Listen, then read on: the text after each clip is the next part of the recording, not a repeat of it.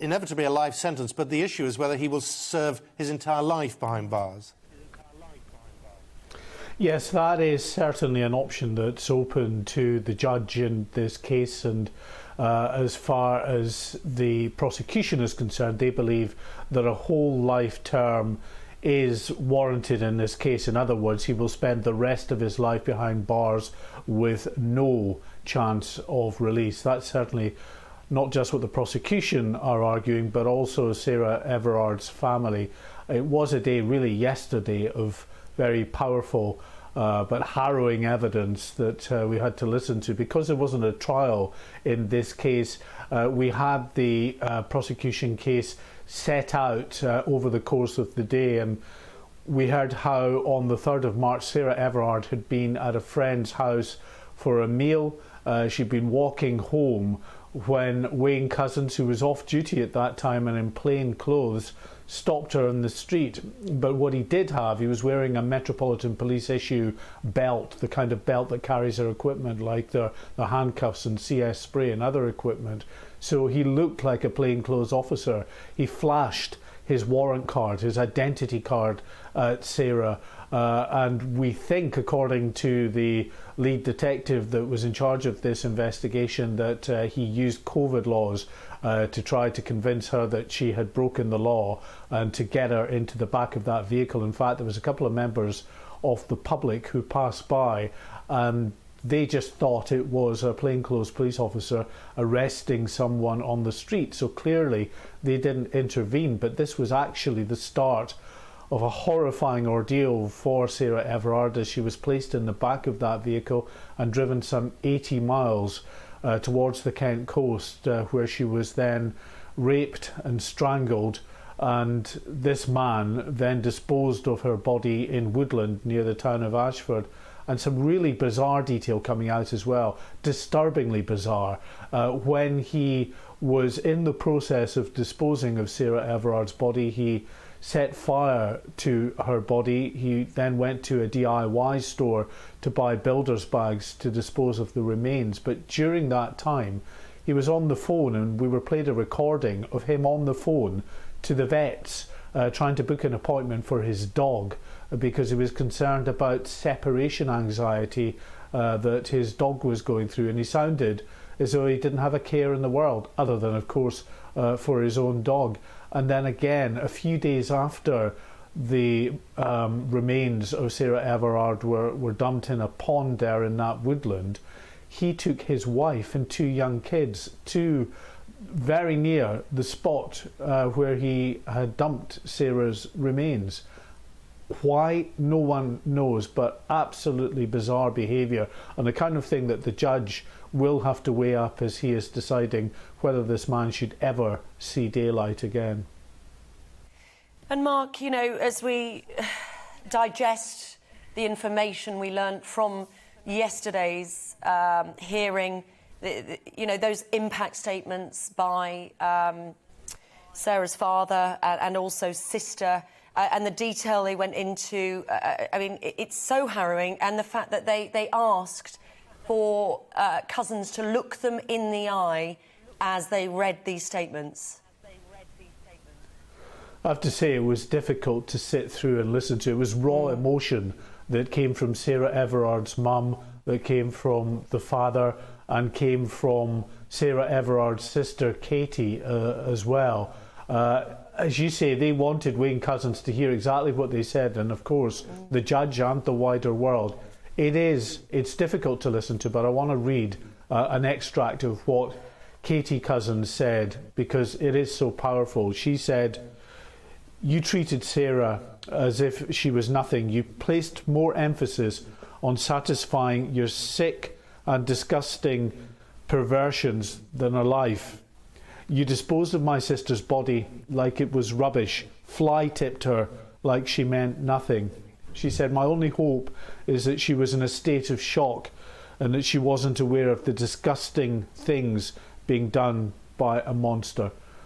Just some of the words there of Katie Everard, much longer statement than that, but it was, as I say, it was very difficult to listen to, and no one could have failed to have been moved by what they heard in the Old Bailey there. Wayne Couzens at one point, Sarah Everard's father, demanding that he looked at him. Well, he raised his head had been in his hands all the way through these proceedings. He raised his head, but he certainly didn't look at Sarah Everard's father in the cowardly way, of course, that he has conducted himself throughout this process, where he denied in the first place that he had anything to do with Sarah Everard's disappearance, then concocted this bizarre story that he was in debt to some Eastern European organised crime gang, but they made him then kidnap a woman that he did on their behalf and just handed Sarah Everard over. Well, that story didn't fly either, because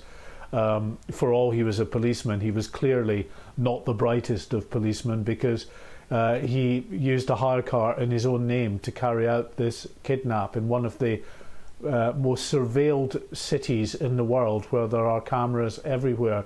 He had his own mobile phone switched on, which tracked his movements right down to that wooded area near Ashford, where the police were then able to discover Sarah's body there. And of course his DNA was all over the scene as well. So not the brightest, but a very, very dangerous individual, and someone that the police say has betrayed them in a terrible, terrible way.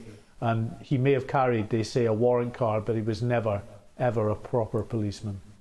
Yes, no doubt all that will be reflected upon by the judge when he passes his sentence. But first he has to hear from Couzens' defence barrister, who will have to offer some form of mitigation. I'm not sure exactly what kind of mitigation he's ever going to be able to offer that will make that much of a difference.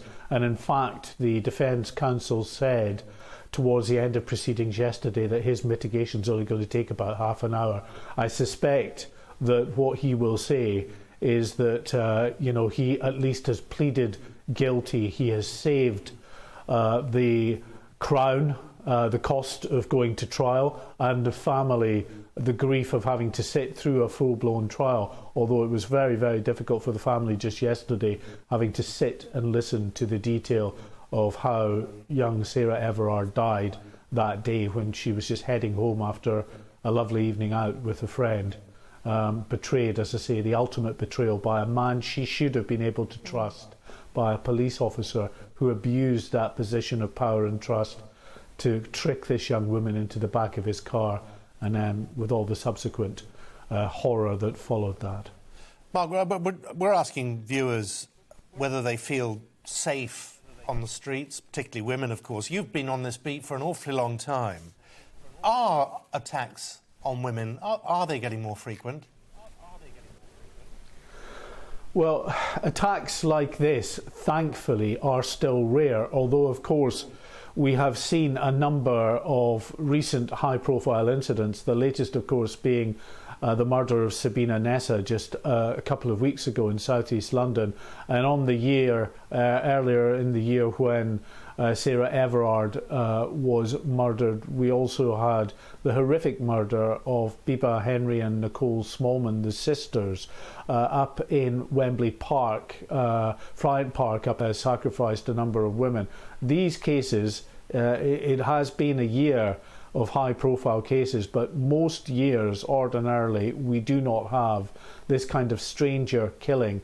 What we do have, though, which is a very significant problem, is the danger that women face often in their own homes, often at the hands of a loved one, usually a partner, and many of them, more than 140 were killed last year at the hands, most of them, of their own partners, as I say, usually in their own domestic setting.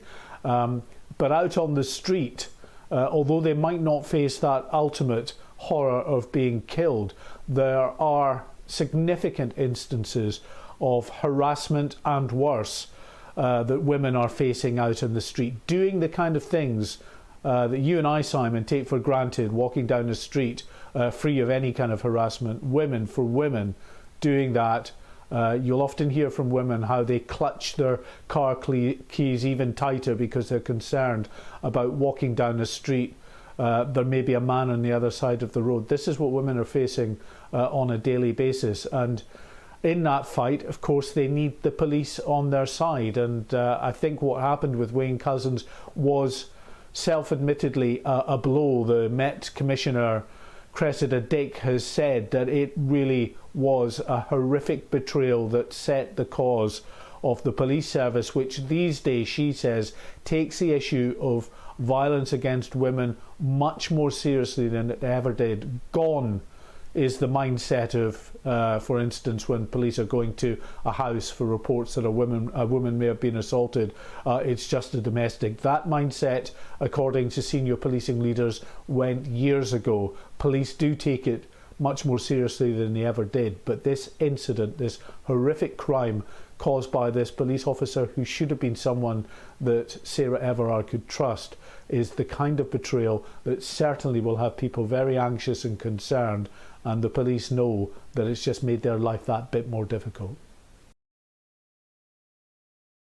Welcome to the GB News YouTube channel. You can watch us live 24 hours a day, catch up on your favourite shows and join in the conversation in the comments below. Don't forget to subscribe and you'll never miss any of our exclusive content.